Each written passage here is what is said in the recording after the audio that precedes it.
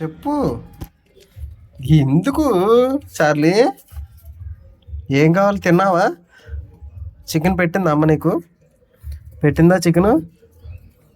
ఎక్కడ కట్టు? అయ్యా అయ్యా అయ్యా, పెట్టిందా చికెన్ అమ్మ?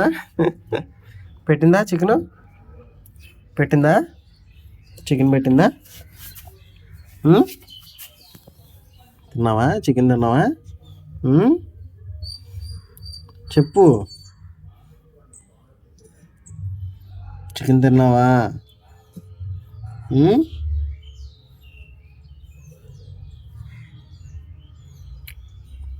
సాయంత్రం స్నానం చేయించాను నీకు. స్నానం చేస్తావా? బొజ్జో ప్రశాంతంగా కొంచెంసేపు అట్లా పడుకో. ఈవినింగ్ స్నానం చేద్ది కానీ. సరేనా? పడుకో పడుకో.